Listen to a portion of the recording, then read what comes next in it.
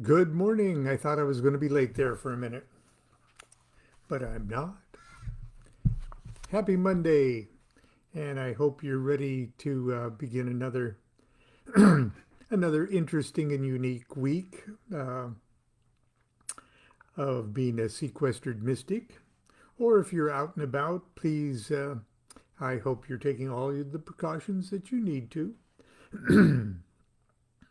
Anyway, of course, we're reading from my book, Ask Baba Lon, Answers to Questions of Life and Magic. And it's been out for some time. It's been out for about 10 years. And if you're enjoying these little readings, which include little drawings of mine and things like that, I encourage you to go to Amazon and it would make me, but especially it would make my publisher, very happy if he thought that my morning readings like this even moderately boosted the sales of this book that we both work so hard on. But anyway, I'm at the series of questions that concern angels and demons. So I know a few of you might be interested in that. So here we go. Here's a letter. Are angels real? Hello, Baba Lan. Enochian magic. This is about making contact with things, yes? I mean, that was the point of D. Kelly's work, was it not? I read in Crowley's Enochian Sex Magic, nice title by the way, that you envision things by closing your eyes.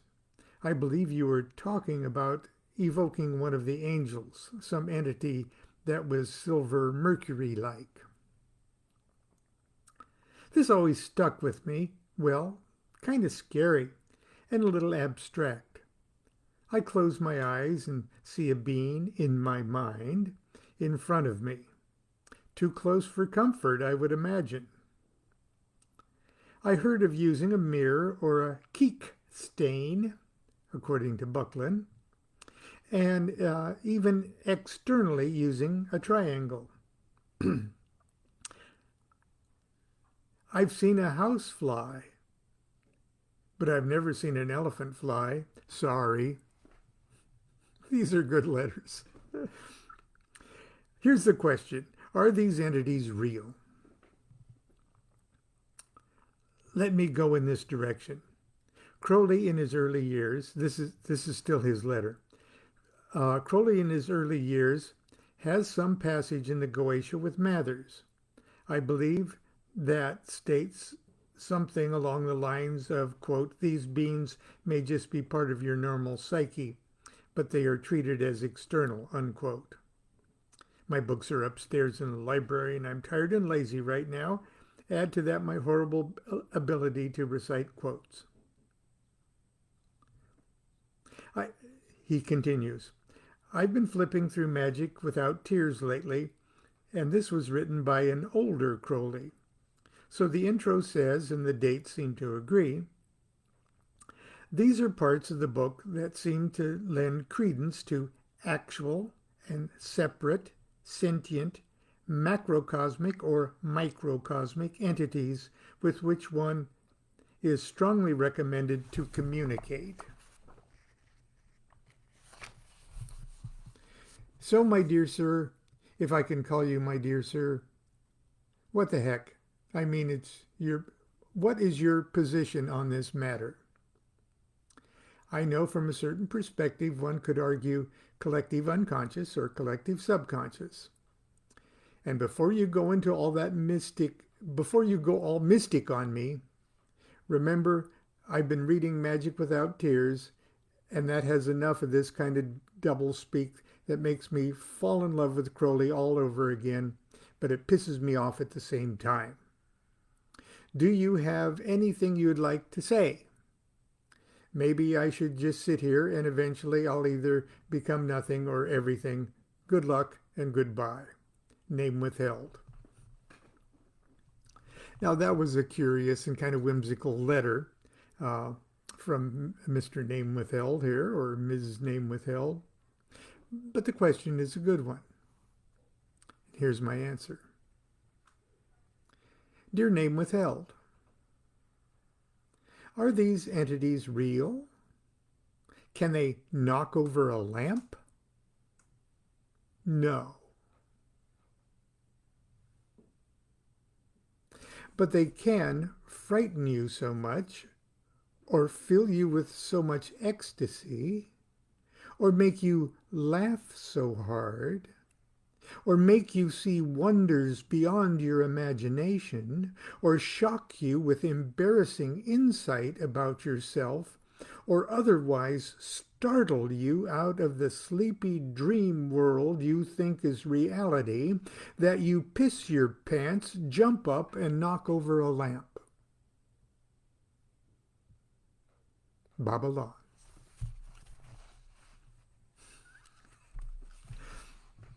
The next letter.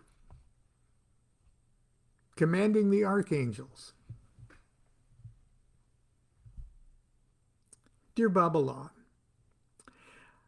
I'll try to keep this brief as I can, but there are two issues I'd first like your opinion on.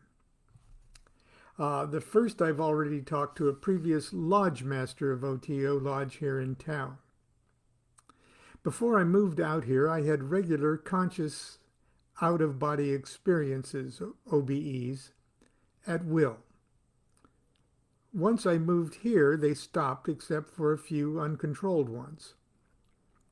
The lodge master told me he thought it might have something to do with the increased solar energy I was being exposed to. Truth is, I was even having trouble opening and activating my chakras to previous levels that I was accustomed to. All of a sudden, within the past 9 months, my OBEs have started up again, but still uncontrolled with little memory recall. I have noticed a sharp pain, along with the usual vibrations located below my navel that I have not experienced before. I believe it's not a good sign. I've never felt pain when activating a chakra center, just a vibration that spreads through my body. I'm not sure what to do about it. Second, I'm familiar with the story of your first goetic experience and emphasize with the situation you were in when you did it.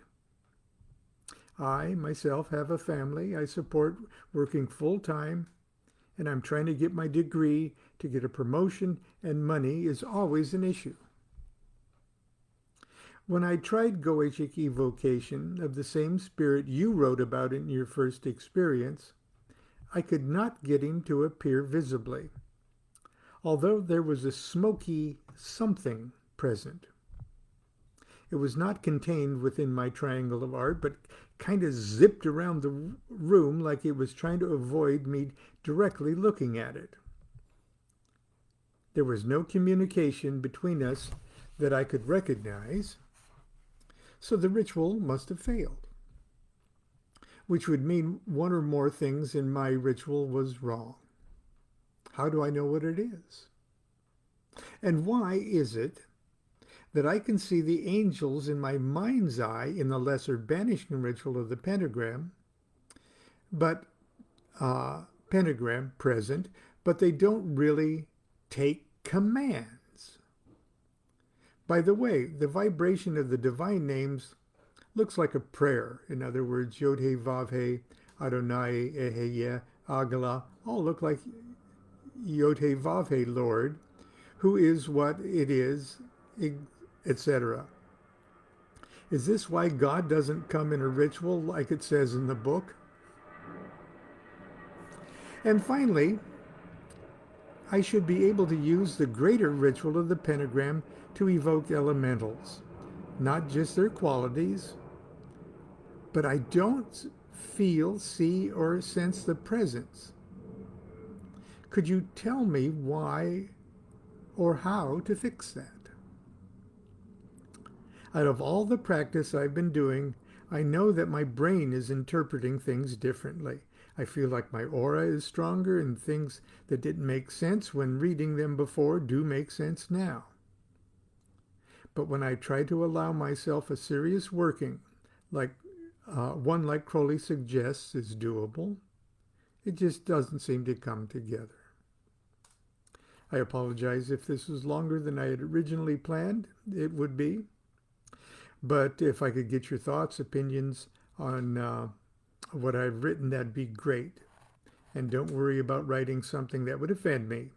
I'm good with criticism. Thanks again for your time. Name withheld.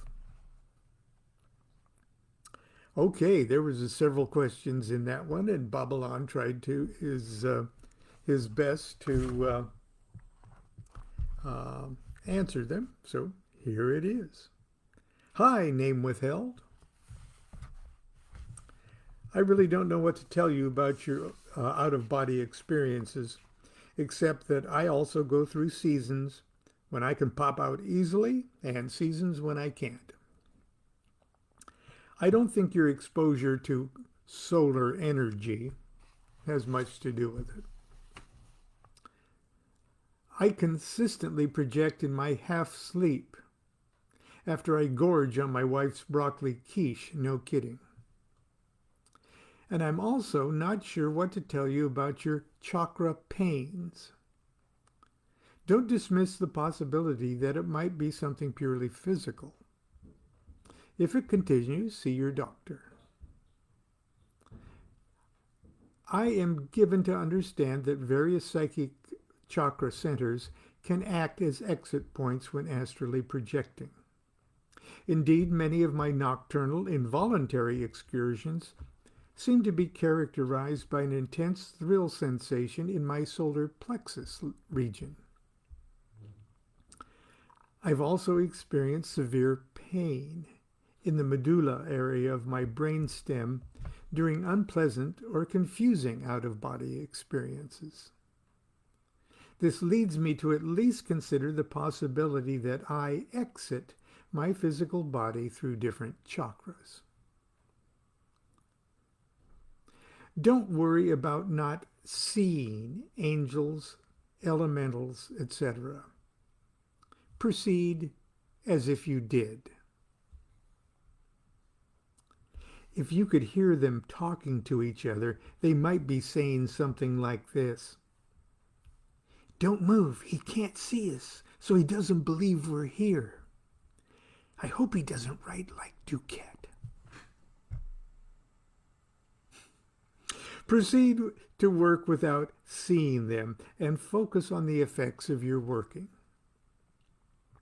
As for commanding the archangels in the lesser banishing ritual of the pentagram, where the in the lesser banishing ritual of the pentagram does it say anything about commanding the archangels to do anything?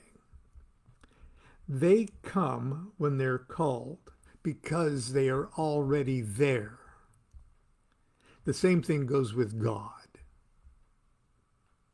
Face east, and everything in the universe that's in front of you is Raphael. Where an archangel is concerned, it is you who needs to impress him by showing him you recognize his position in the magical universe. Command him. Command him to do what? Bring you money? Get you a girlfriend? Harm an enemy? Those are chores for beasties dramatically lower on the spirit totem pole. With all due respect, you have to get it straight what you're trying to do in these rituals and what the hierarchy of spirits is really about. Just keep plugging away and try not to overthink things. After all, this is a spiritual science. Whenever you think you haven't made any magical progress, just ask yourself, where was I a year ago? 2 years ago. Was I more magical then? I can almost guarantee your answer will always be no. My best, Baba Lon. And finally, this is a very interesting one, and please don't think that I'm in any way ridiculing or denigrating this letter, but it's because it's really a good one. I am the angel Sariel. Dear Baba Lon, and I'll skip the first paragraph because it's very complimentary and kind of embarrassingly flattering about a book that he's just read of mine. I've been seriously confused recently as to my own connection to the book of Enoch. My heart and soul say everything I know to be true about angels is absolutely correct, and yet my head gets in the way. The elemental world around me seems to swear that my gut instincts are wrong. I may as well just come out and say it. I believe my soul's origins are that of the angel Sariel. I know I have many gifts to share with the world, and it seems as though so much of the world is in desperate need of change. However true this is, I have a strong hesitation to be open about this. I spoke with an angel therapy practitioner last year who explained that in past lives I have been persecuted for my beliefs and I will be persecuted again. I honestly dislike using the words belief or the word beliefs, especially when I'm speaking of things I know to be true and have nothing to do with believing. This is not a new revelation. I have seen, heard, and felt things since childhood. I've always been incredibly sensitive to receiving divine information, and yet not always tuned into the wavelengths, so to speak. A lot of the time it sounds like radio static, with the occasional word or two from a station before the channel is changed. I feel jumbled. I must admit, I'm very nervous about sending this email and how it will be received. Ultimately, I think it is for the best to send it. I realize you must be a very busy person, but I do hope that you will find time to write back to me. I look to you as a wise one, a teacher, for assurance of what is real in the world and what the world tells me everything is fake. Name withheld. Dear name withheld, I would like to be able to give you assurance of what is real in a world that tells you everything is fake. I have a feeling that realization of the real is the last thing we experience as our consciousness melds and fizzles into Godhead. Oh, that's what's real. Psst.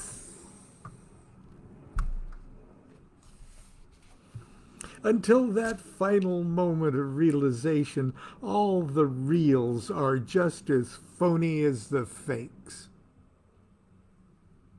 So why worry about it? You are a being of consciousness, whether your consciousness currently views itself as an archangel or a toad. If you are or have been sent by Sariel, then get on with the work of being your Sariel self. Start by setting to work to understand the self you now inhabit.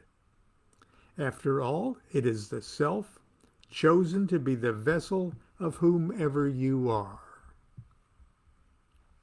Your quest, your duty, your destiny is as close as the everyday you. You'll find far more wisdom there than you will from an angel therapy practitioner or a cynical, gray-haired magician like me. I imagine that this probably has not been helpful, but it is about all the wisdom I can muster this morning. I wish you the best of luck in your life and your quest. My best, Babylon. And I think that's where we should close today. Tomorrow we'll start with a question: how do I redeem a demon? So in the meantime, let me again remind you that Wednesday, not tomorrow night, but the very next night, I'm doing the 3 Degrees of Kabbalah Initiation Zoom class. It's the first of 3. And as all of these things go, usually the last minute registrations are so heavy that there's a very good chance that that last minute registrations don't get in under the wire. So if you're planning on doing it, please scroll down and find the link to it, the invitation, or I'll repost it again sometime this morning. But that being said, I've got to get on with my day, and I hope you have a wonderful day. But stop and be good to yourself, whatever that may be. I sneak cookies. Don't tell. Be good to yourself and be good to each other. Do what thou wilt shall be the whole of the law. Love is the law, love under will. See you tomorrow.